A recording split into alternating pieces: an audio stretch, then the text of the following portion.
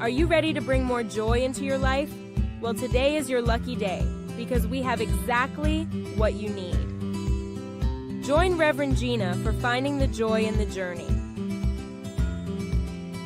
Come recognize the beauty of life, explore various spiritual practices, create greater joy today. Join us every Wednesday at 12 noon Mountain Time, 2 p.m. Eastern Time, only on New Thought Media Network. Okay, let's get ready to find your joy with Reverend Gina.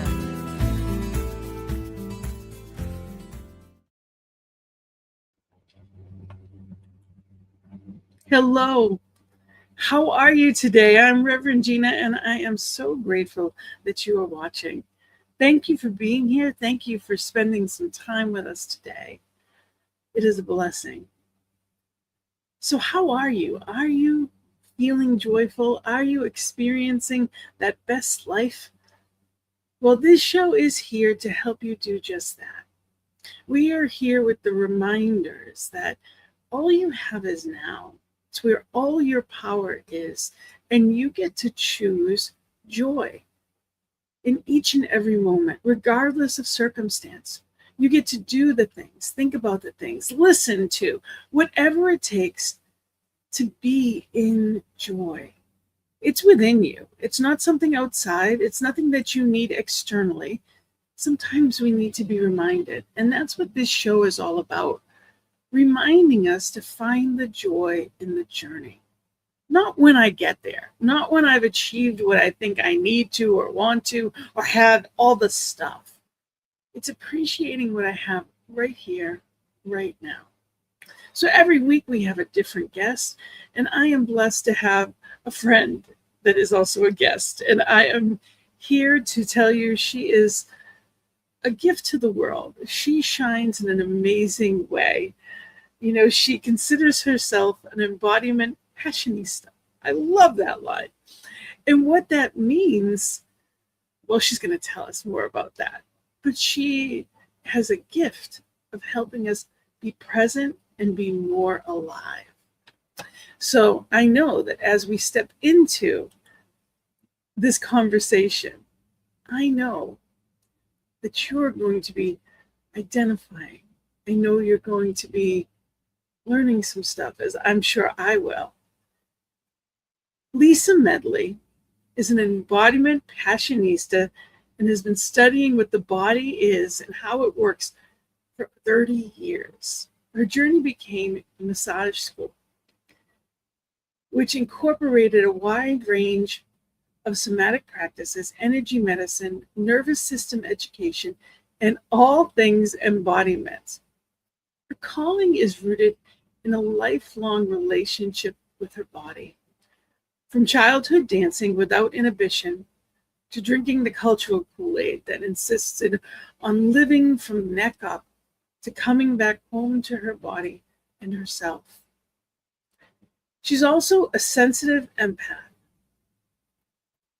and has discovered that inhabiting her body with ease and grace supports her to navigate this evolving world. She is the creatrix of a range of body-centered offerings to guide others to cultivate a kind relationship with their body, to return home to themselves, and truly live an authentic life.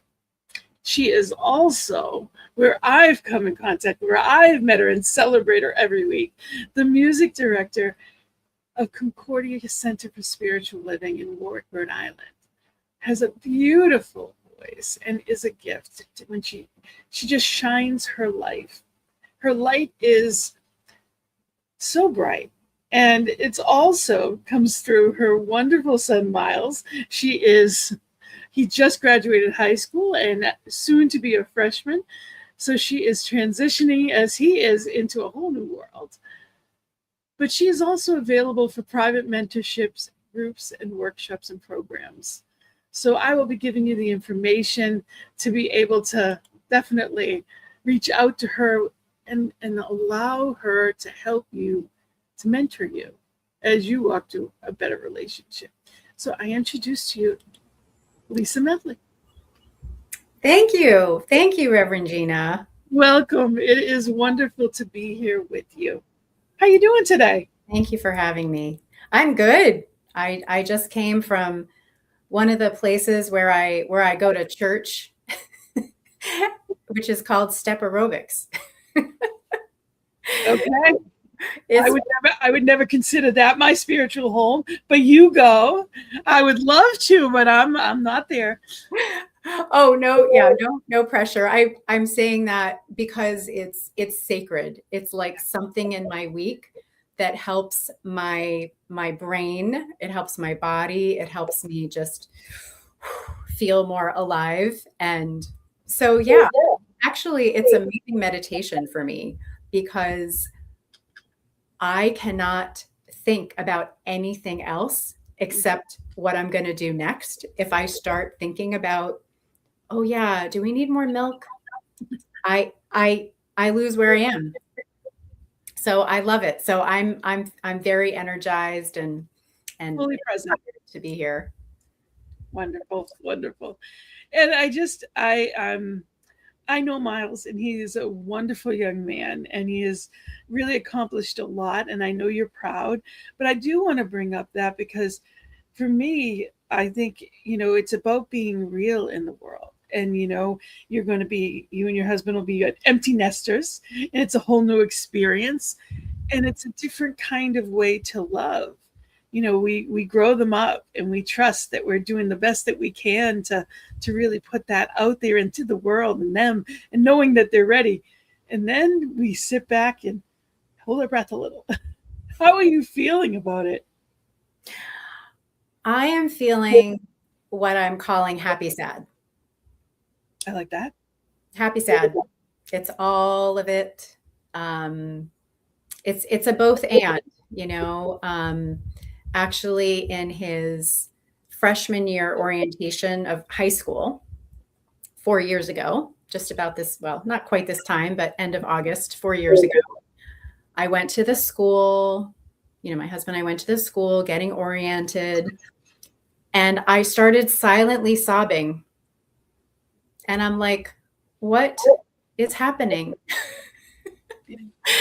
And I allowed myself to be with that. Yeah. And for a couple of days, and then it became more clear, oh, this is grief. This is the beginning of grief. I was expecting it kind of later, like, oh, now? And it surprised me, and in some ways it was preparing me for like, okay. And also honoring, I call her Mama Bear. I call her the part of me that created him in her body and birthed him. Talk about being a creatrix, right? And that bond, the cells that we share, like she will always be there. She will always have that primal experience. And I'm proud and I'm happy and I'm joyful. And he had an amazing high school experience. Like, I'm a little jealous too. And it's also a reminder of like, that's what's kind of supposed to happen. Like the next generation is like taking our lives, our experiences further, and expanding even more. Like I have less baggage than my mom, and he has less baggage than I do. and it's, talk about joy. And he's also very creative, as you have seen. That for me, it's joy, and then there's no words after that. It's exciting. It's exciting to watch them and to be with them and to experience things with them. And also knowing that he's going to be out of state and a little further away, can't come home on the weekends. It's a lot.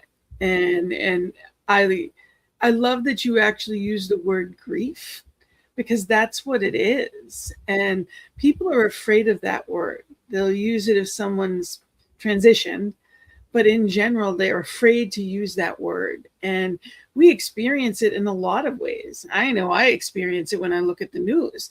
There's a lot of things out there in the world. And, it's not that it's taboo, because if we experience it and don't talk about it, it's spiritual bypass. So it's so important that we are present to what we're walking through. And I love addressing it because there are many people experiencing it right now as we're walking into a new year. And like you said, it happened at high school. It wasn't even just college. So wherever people are on their path, it's honoring their experience. It's not about what they think they're supposed to feel. It's about what we actually feel. And when we honor it and give it the moment, the space that it needs, or even find the help that we need to walk through it, that's where we are allowed to experience our joy again. Yeah, we got to move through it, right? Yeah. And I know you help people physically move through the emotions. Tell us a little bit about that. Tell us how, I know it's one of the aspects of what you do.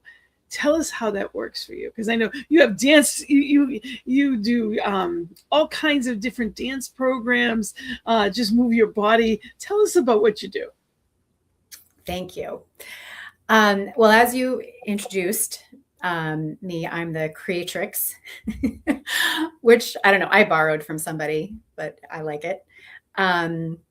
Of really lots of different programs just to feel more comfortable in your own skin, like literally, not as an idea. And as you spoke to, and my experience of being energetically sensitive and empathic, which I didn't know for a long time. Hi, Kitty. She was nowhere for hours, but now she loves to be part of the show. I love that. I love that. I take it as a divine nod, like, you go, girls. Yeah. So yeah, being sensitive in the world, which I didn't know for a very, very long time, is a challenge and a gift. And my origin story really is dance like no one's watching, as you referenced. Just coming home from school when I was like, well, I think even before a teenager, and I would put on the Saturday Night Fever soundtrack record. Prior to that was The Sound of Music record. And I would just dance around because I felt like it and it felt good. And now I understand, as graduating from massage school 30 years ago, that I found in the yellow pages, that all of the pieces have been threading together, is that I feel very blessed that I have this inclination of moving and music and just feeling. I can feel the music. I can feel, even in my step aerobics class today, every now and then I'll just get this kind of blend of like the music and the movement, and I'm just have fun with it. And I kind of go into like a little flow state, and it's an amazing, and I'm at my why, and I'm wired that way. Like I have that inclination and that natural connection to whatever lights up in my brain for movement and music. And I feel alive. I feel joy. I have felt ecstasy. I have like left, dances or, just freestyle dance, just do what you want kind of dances, and like walking away from being in a room full of people that are vibing in that. And like, I can like feel the trees, and I'm not taking anything. It's using my own energy and my own life force to circulate and move. And then I'm also very sensitive to the world. I can get overwhelmed, overstimulated, exhausted pretty easily. So I've had to navigate, okay, I have this experience of joy and bliss and ecstasy and feeling good. And then I have this experience of like, I don't know if I can make it here, And so who knew that massage school actually was the beginning of me understanding, oh, this is what's happening inside. It's natural. It's human. This is how it is. This is my physiology. This is my anatomy. This is my energy. So I'm going to collaborate with it and turn away from the cultural Kool-Aid that tells me to live only from here up, right? Not feel, not experience, not emote, just do. And I'm going to say no, because that's not truth. That's not real. That's been imposed on us. That's treating ourselves like machines, which we're clearly not. I say every now and then jokingly, were you born on an assembly line? Were you born on an assembly line? Like, we know that we weren't. However, we have been conditioned to treat ourselves like machines and doing and pushing. And I was like, no, I'm not doing that, because that's not natural. It's not real. And what I discovered simply is when I tune in and I listen and I feel and experience whatever is happening, not everything all the time, to the best of my ability in the moment. And I align myself with, how am I feeling? What do I need? What kind of rest do I need? What Lisa's body needs, how she's designed, what kind of activity do I need, or what feels good?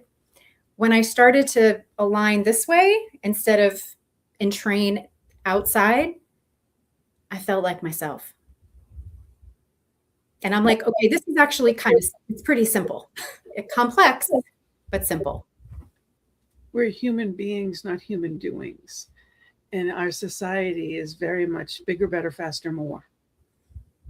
And I should have already been there. I spent most of my life with the feeling that I should have already. And I'd be in a lot of spiritual rooms or different places, and I always felt like I should have already accomplished and done more. And the rooms I was in, I was usually the oldest person in the room. Yet I felt like I was running late. And, for me, it finally clicked. I'm just saying, for me, it went in a stereo school. When I finally arrived at that, it was like I knew my purpose. I'm here now. And it doesn't matter what it takes to get to whatever is unfolding, but I'm in the right place at the right time. And I think that when we get the opportunity to stop and really pay attention, we can listen to our soul's calling. But it's up to us to figure out, what is that? What is my place in the world? And you are a sensitive, and you are somebody that is paying attention on a different level that a lot of other people don't know how to tap into, but you can help them do that. And I really appreciate that. You have a different language, different senses than other people have. There's different, I'm also a life coach. So there's different kinds of coaching. And I love that you call it mentorship, that you're helping people walk through life. You walk with them. You're not teaching them necessarily like, you don't consider it even coaching. You consider it mentoring them. And that's a beautiful thing. So I think it's wonderful. And I want to jump into, I know you have. Thank you for that. You care so much about the audience. That's lovely. I know, if I would have missed it, I would have been like, what was that? Huh? What? Yes. As somebody who's not an auditory learner and is a visual learner, I appreciate this.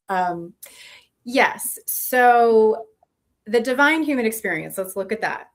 Or divine human, right? We've already spoke to that, we're human and we're divine, whatever that means to you, right?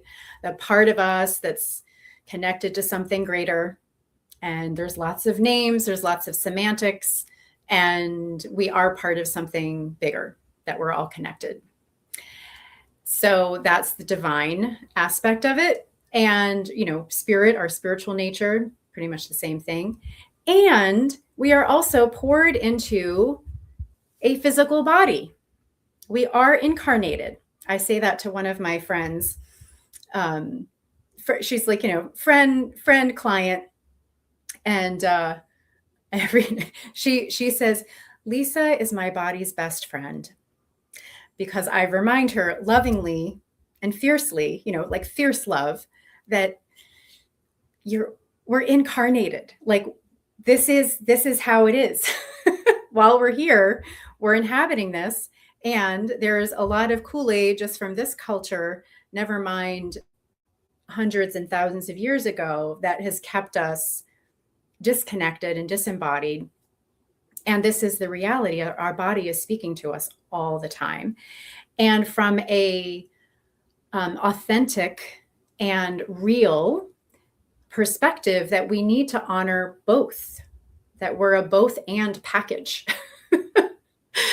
When we're in only when just that humanness is there, and there's got to be something more to life than this, right? There is. And then if we're too far into the, our divine or spiritual nature of like, this is great, but I don't know about coming down to earth, or like what's happening in here. I don't know. And then there's like the bypass, right? So the first step is just honoring that we are both, and that we're having experiences. I mean, there's different phrases around that. We're having maybe you know how to say some of this. We're having a spiritual experience in a physical body, or we're spiritual beings having a physical experience. Yes. And I've heard it in, we're having a spiritual experience in a spiritual body in a physical plane. Or, there's different ways. We don't have to like figure that out. The reality is that it's both. And from an energetic perspective, I don't have it. I didn't bring it today, but you could imagine a slinky, if I was holding a slinky, and that everything's energy, right? Everything's energy. If we just take a step back from divine and human, everything's energy. Our body is energy. God, source, universe, divine, spirit, that's energy. And our body is really a compressed form of energy.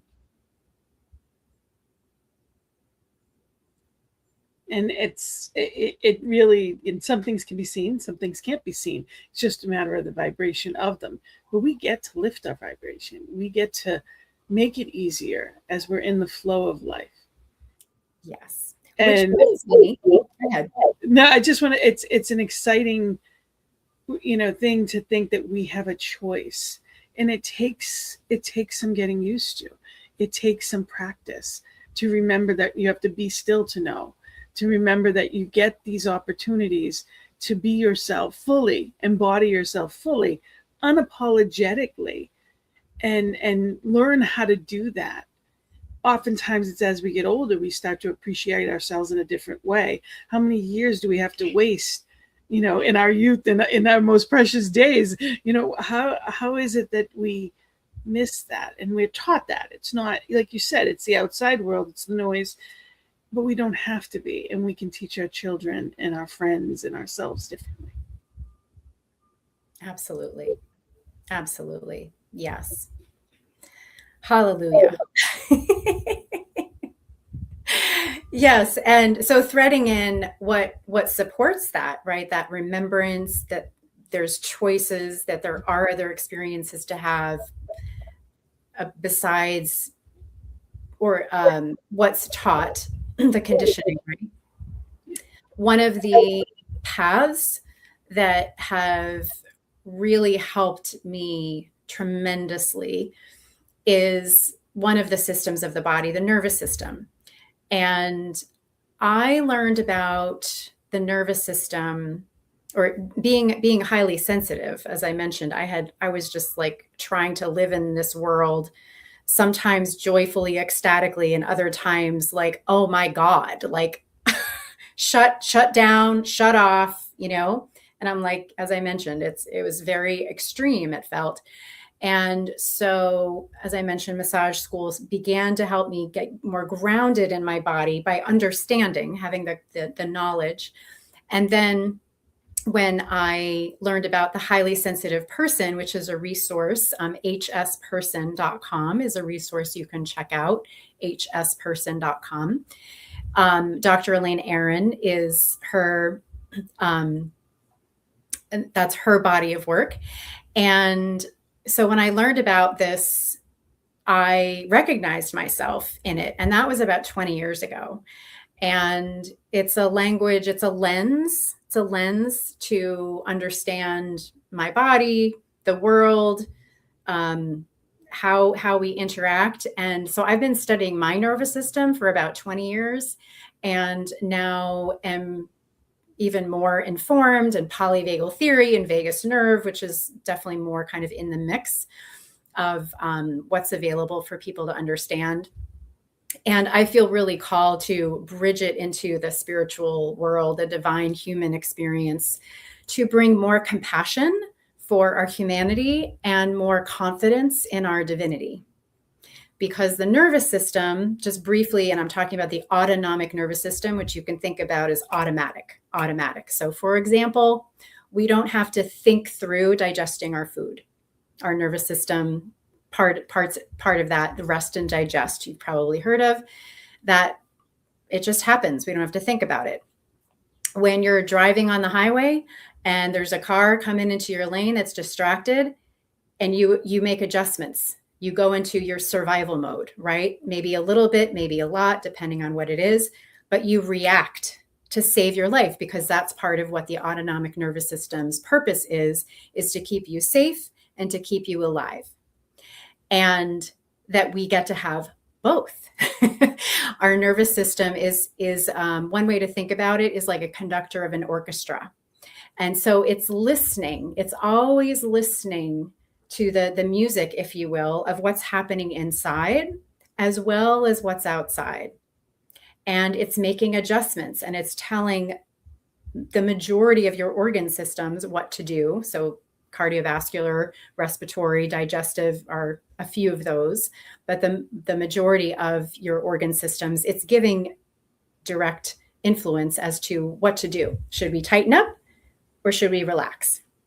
And just as I'm saying this last little piece, if you want to just play with making a fist with one or both hands and softening, and making a fist and softening and relaxing and opening. And so nervous system regulation, which is a term that means different things depending on the context, but this is a way to think about nervous system regulation, which really means your nervous system is functioning the way that it is naturally designed, that we are here for survival and contraction and defensive, and when we need to defend something, set boundaries, I'm overwhelmed, I can't take anymore, I want to run away. Those human, natural experiences of being a human being, we have that available to us without our conscious thought. It happens. And we also have the experience, and our nervous system supports us to, you know what? There are no saber-toothed tigers in this moment, and I can soften and I can open and I can breathe, and I can connect to love and joy and peace, not as an idea, not just as an idea or just a thought, as a physiological experience. And then frankly, for me, because my inner world, my inner somatic world is so loud, I can't not be uncomfortable in my own skin for very long. Like because I feel so much, that when I started to understand the workings of the nervous system and like, this is how it is. It's not right or wrong, good or bad. Everybody has one. This is how it works. And it gets shaped over from our childhood. Like in some ways it's almost, I use shape on purpose. Like it's almost kind of like clay or sculpture. Like it gets shaped from our early years. And depending on what that was like, we carry that shape with us. And then when we have more knowledge and more experience and more practices, we can, if it's a shaping where we feel like we're in survival mode all the time, in addition to all the cultural entrainment, there is another way that your nervous system is naturally designed to be and soften and relax and restore, and also access feeling connected and ultimately feeling safe.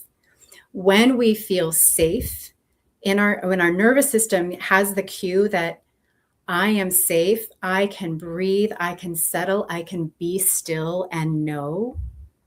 We need that physiological safety to support that experience. And we have that ability right here, right now. And I really, the way you explain it helps us understand it.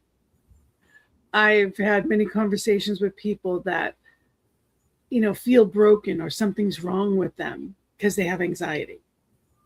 We have fight or flight. We have fears, doubts, and insecurities. We're human beings. And it's not wrong to have that. And sometimes it isn't in overdrive. Sometimes there's more to it and we need help. And that's okay. It's just knowing what we need to do to regulate that. We have to honor ourselves and not try to pretend everything's okay when we're overwhelmed. It's time to, for my personal experience was I ran all of my life until my body broke down. The weak link ended up being my physical experience of cancer and all that I went through it's been 15 years of afterwards, and learning how to honor myself because I didn't have a choice, and learning how to now use that to make sure that I never do that again, to live differently. Because the body's going to pull somewhere. Something's going to break, whether it's relationships, whether it's, whatever our physical experience. We can't give from everything and think we're going to live from an empty cup and fulfill our lives. The outside stuff might be great, but the inside stuff knows the score. It's frightening sometimes when you think about what we are pushed to do in our society. It's got to be the right house, the right car, the right job, the right person, the right friends, the right everything, and it's all publicized. We put it on social media and we brag about it, and no one has any idea how they're really feeling. It's just what we're achieving. So it's trying to live, I would hope as a mom, as a wife, as a friend, when I work with people, even as clients, okay, how are you really doing? Moms have that instinct when something's wrong with their kid. You're not gonna fool me. I know something's up, what's going on. Same thing with friends. And I've had people that don't call me because I don't do small talk. I don't know how to. I want to know what's going on and what's really, how are you doing? Not the stuff, how are you? And it's a different way to live. And I love talking about that and learning how to go beyond the surface, to physically, like you said, to even with the fists, to open up. And we can have things that symbolize that to us, whether it's a song or a daily practice or a meditation. There can be things that we do, whether it's a mantra, that bring that opening instead of waiting for it to pop, or anxiety that holds us together. That can't be the glue that keeps us moving. That's just going to keep us in that fight and flight syndrome. And we don't want to live that way. That's not happy, joyous, and free. That's not experiencing the best that life has to offer. That's just getting through. And to me, one of the saddest things is when I talk to someone and they say, oh, same stuff, different day. Then you're doing it wrong. And I can remember in conversations I've had with you that you knew, oh, I need to take a break. And you even took a weekend. You left the husband and the kid at home and you said, I just need time for me. And you went to a hotel and just had some you time so that you could be you again. Or if it's in the wintertime and you can't handle not being outside, you need that light, you need that experience of nature. And you really know yourself enough to know what you need and how to deal with that. So how did you get to that point? It's more than just going to school for, for massage therapy. How did you start to and then continue to embrace that? Yeah, beautiful question and great memory about the hotel story. Yes. My son was. I think that is wonderful.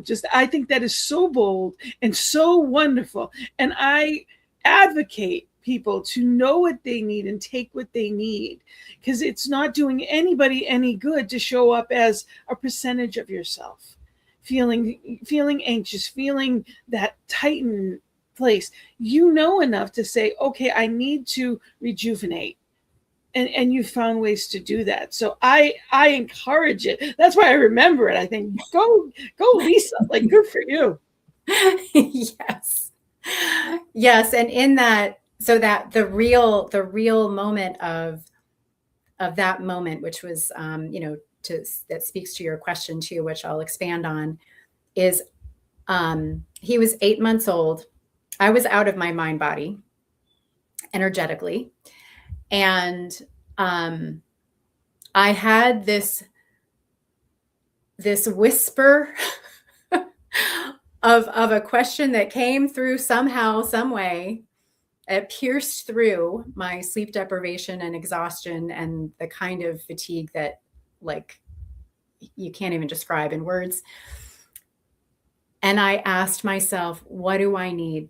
My intuition and I kind of experienced it just like this piercing through the fuzz and the ugh. What do I need? And the answer was go to a hotel, which I was not expecting. I was like, that's weird.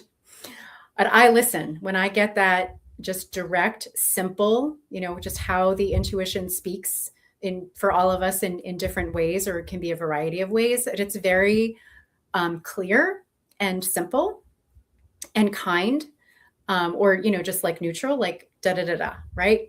That's how I experience my intuition. So I trust it. I'm like, okay. So I made arrangements, with my husband, thankfully. And I went away for one night.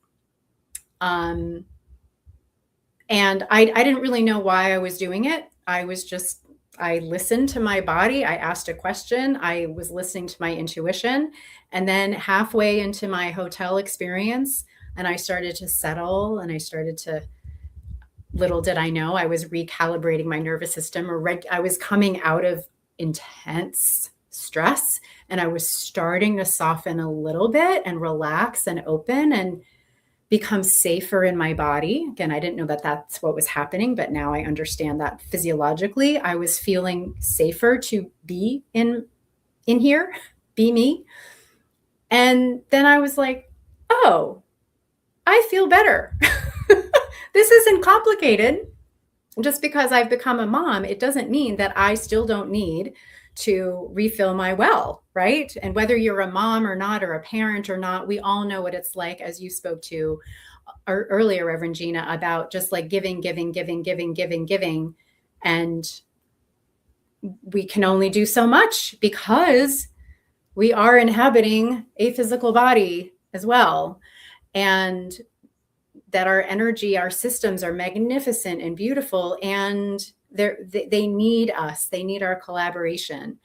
So I think a combination of my origin of just moving and feeling free and joyful, and then having experiences of like, I don't know if I can make it here, and then starting to understand, have the knowledge, both of the body, anatomy, physiology, and then lots of other paths I've studied, and then bringing in the nervous system more. And really, it just made sense to me. I felt like, oh, I make sense. I make sense when I'm feeling like this, and I I claim time to just open and relax and come out of stress and survival mode and come back more to myself.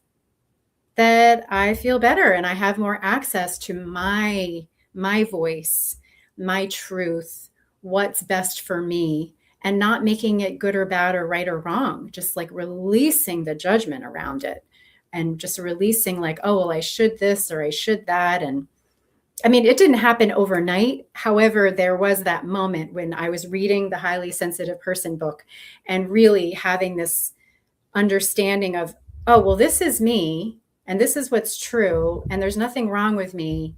So I'm going to turn towards myself and I'm going to start collaborating and aligning, because I already come with a reverence for the body, which is somewhat of an anomaly for your, average person. And that's what I'm translating now into offering that understanding and knowledge and just learning the language of the body.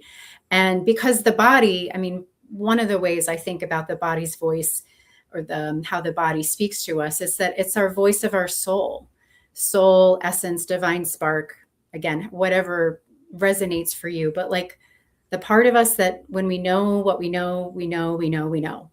It's our truth with the capital T, ours, uniquely.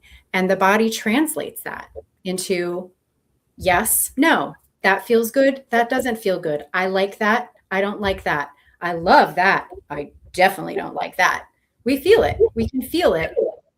And we can learn how to remember how to feel it because we felt it early on. Like when we're infants and babies, we're all instinct.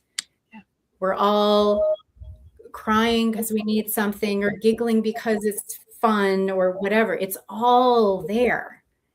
It's all right there. So it's just returning to that knowledge. And, part of what I teach specifically is the languages of the body. I sometimes call myself a foreign language translator, or a somatic travel guide, because I understand what's happening in here generally. And then you get to translate it for how you experience it in your body. And we all need some of the same things. We all, we need sleep, we need rest, we need nourishing food, we need hydration, we need to move, we need social, we need to feel our feelings. We need some kind of spiritual connection, spiritual practices, in a holistic way. And then what you need and your body and your constitution and what helps you feel more in flow and in balance is unique. And only you know that. And how to understand how how your body is speaking to you. And that gave me the permission, if you will. I mean, nobody needs permission. I can't give you permission. Only you can give it to yourself, or grant that, or maybe there's another word. And it was just the image that I have is just like, I just like unhooked myself. I was like, like, a cat in a screen, just, okay, I guess this is how I have to do life. And then when I understood, I'm like, oh no, I don't. And honestly, we are giving people permission right here and now. So if you do think you need it, we're giving you permission to honor yourself in any and every way. You were born with it, but if you need to hear it, it is your responsibility to be your best self in the world. And the only way to do that is to slow down and pay attention. And I want to really quick honor Roger, your husband, and really acknowledge that you're blessed to be with a partner that understands that he understands that you doing you is different, and that to be your best self, you have to do certain things, and honors your path and walks with you on that. And I want to mention that because not everybody is blessed with that. I am. I have an amazing husband that doesn't practice or understand anything I do, but honors my ability and helps me to do it. And that's what it's about, is surrounding ourselves with the right people, whether it's a partner, whether it's our tribe, that honor us, our true selves, our truth. It doesn't have to be like them. They're not trying to fix us. They're not trying to change us. They're not diminishing us because we have needs, because we honor their needs, or we try to. So it's important that relationships, and it's one of the things about that I want to just mention is we helped create our relationships.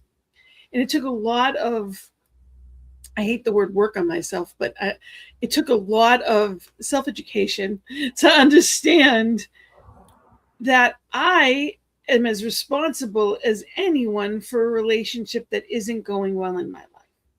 I created and allowed how people treat me. So for much of my life, I was a people pleaser. I was raised to be the fixer. Everyone came to me for everything, and no one ever expected me to need anything. So they didn't call, they didn't ask, they weren't around. And when I sat there and wondered, where the heck are they? I had to go back to the truth of I created the role in my life that I am the person that fixes everyone. I'm the person that everyone comes to, and I don't need, I give. It was the role that I was raised to play, and I did it very well, but it didn't serve me. So when I no longer wanted to play that role, people didn't understand that. Some of them didn't like it, and that's normal. And I get to make the choice of who I want to be, who and how I want to spend my time with. And that role has changed. And there are people that are no longer in my lives, but most of them are. It's just that I don't expect water from a dry well anymore. When people show me who they are, I believe them. And I honor myself enough to limit my time being around people that don't give back to me. We can't always do that, especially if you have a job and there's people that aren't good for you. You know, we do the best we can. But you want to make sure that you're in relationships that honor you. When I talk about my husband, that's one of the things I always say. He honors me and he makes me feel like a better version of myself. He helps me to be that. And that's what I want in my life. And it's only because I took the time to not just educate, but go through a lot of stuff to understand that I am worth that. I deserve that. I thrive in that. And you're talking about different ways to get in touch with that. And I appreciate that so much. Thank you. Yeah. And what you're speaking to, which I definitely relate to, you know, I was the good girl in the family, didn't make waves. It's all whatever our patterns are. And this is, you know, within the context of navigating our divine human experience and having more compassion and confidence. They're survival mechanisms that we absolutely need, especially when we're young and in a whole, you know, we all have stuff. It ranges in many ways, and we're all doing whatever we need to do to stay in the tribe. Because being kicked out of the tribe, especially when, you know, well, if we're really young, we literally cannot fend for ourselves, right? And then we get a little older, like we might be able to like get some crackers or something. But then I found a new tribe. I found new tribe. Yes. In my adulthood, I realized, and I spread my wings, and a new tribe I attracted and was guided to that new tribe. Yes. And it's, you know, I came from a small town area that a lot of people never left, and they're the same as they were. And I don't mean that in a negative way. That's who they want to be, and I'm happy for them. I don't, but it wasn't, I knew I wasn't in the right place all of my life when I was a childhood. I grew up in East Boston, which was in a city. It wasn't like I wasn't in, but I was looking to get out. And I'm not saying it as a geographical cure. I wanted to expand my wings. I wanted more. I knew I wasn't just who I was supposed to be. There was supposed to be more. And, you know, while I only came to Little Rhode Island, it's not like I haven't quite traveled the world so much yet. It's just, I am not anything like who I was. But it took a lot to get there. A lot of exploration, a lot of some difficult times. It took life and whatever it's brought me, but I am not the same. And that's good in a lot of ways. But people that knew me before don't know necessarily that, and they don't know how to honor that. They don't see me that way. And I live in the understanding of who I want around me. Yeah. And you could feel it, right? I love them. There's no one that I didn't throw anyone out of my life. It's not that. But I also don't have the expectations of them being different because I am. Mm-hmm. Yeah. Yeah. And following that inner knowing, like, this isn't working for me. And when me, as we get older, and, can be more self-sufficient, then we can make more choices, in our chosen family, our tribe, where we're like, oh yeah, I feel like me here. Yeah, this is how it's going on. And I also wanted to comment on, or just highlight that part of what's helped me. I mean, I didn't know this I really can only see it from this vantage point, is because, and why I'm so passionate about teaching people about how to relate to their body and inhabit and understand and like learn the language, is because it's direct.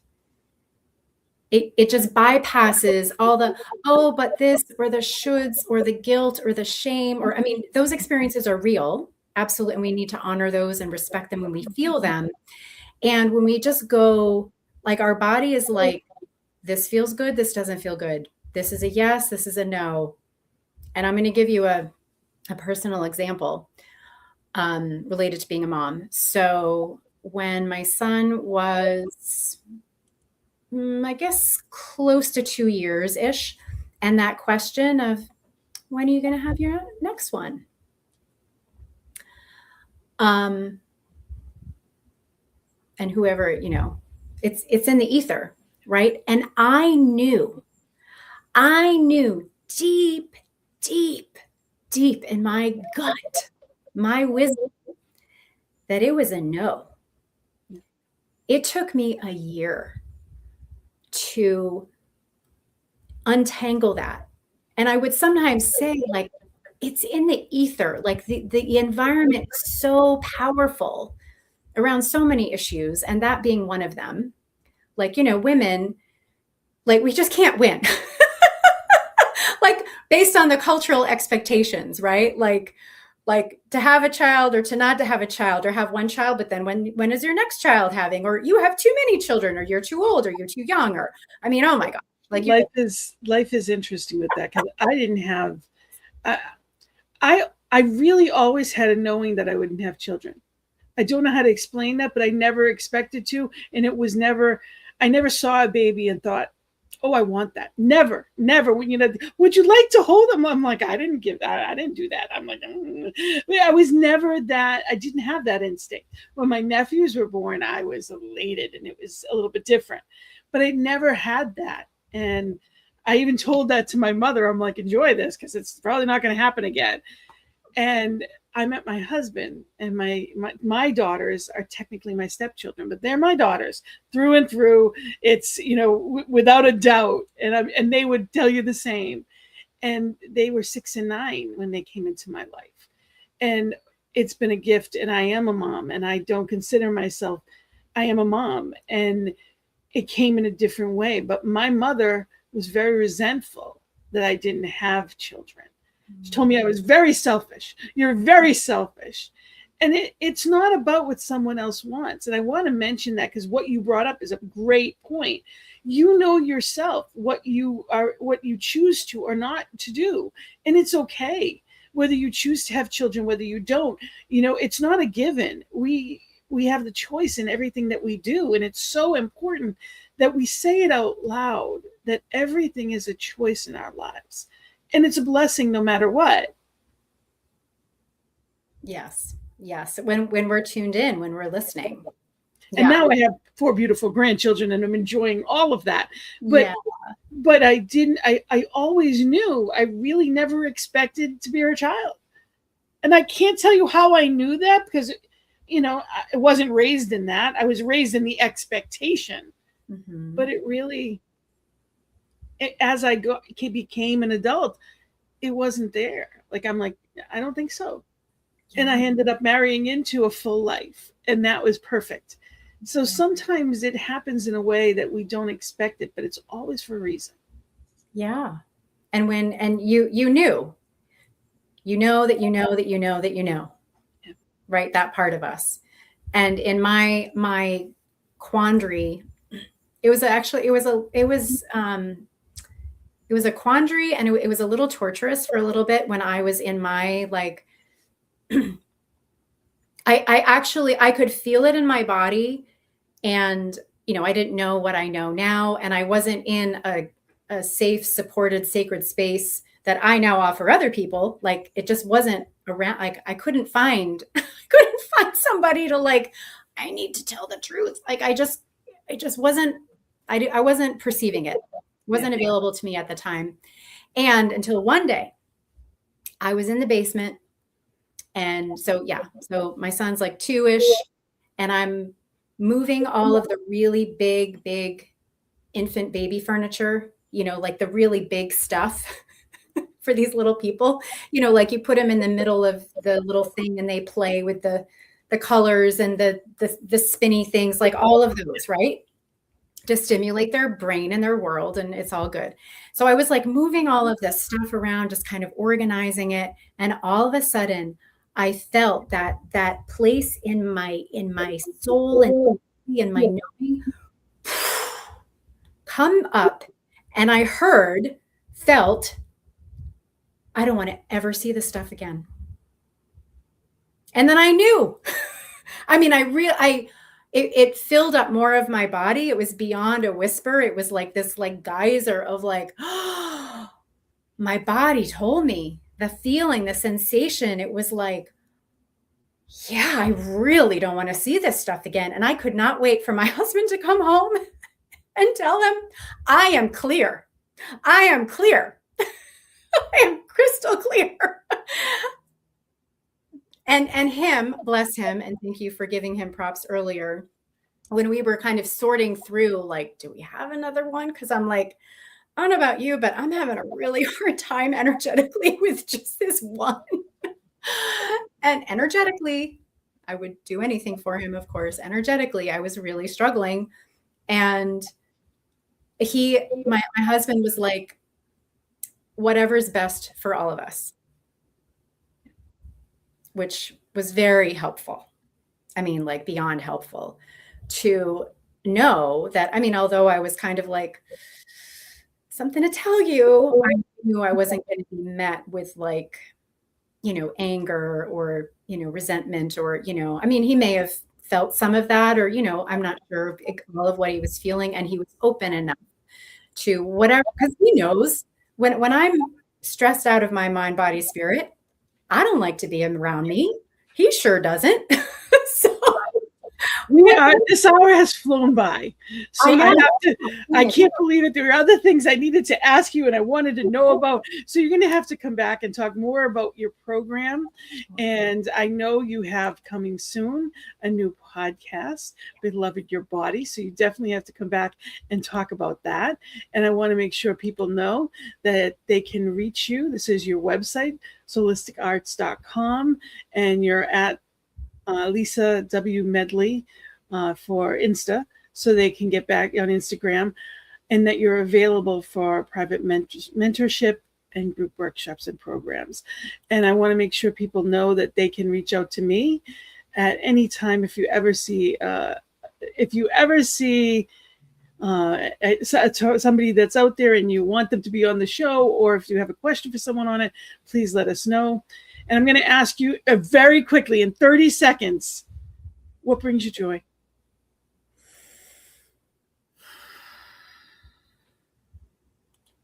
Or what brings you expanding my life force energy to be present for the beauty in the world. Okay. And what specific things? Well, whatever, like, helps me feel, like, lit up. So music, movement, nature, being around people that I vibe with, you know, that laughter. Wonderful. Getting enough sleep makes everything easier. Yes. So I thank you. Thank you so much for being here. And thank you all for watching. You're in the right place at the right time, and know that you are your own best friend. You are your advocate. You know within you what it is that you need to bring out in the world, and you deserve joy. So may you find it in this moment, on this day, and every day after. Thank you for joining us. We'll be here again next week on finding the joy in the journey. Have fun, be fabulous, laugh, love, and have a great day. Blessings and love. Namaste. Thanks for watching. We'll be back again next week with more Finding Joy in the Journey.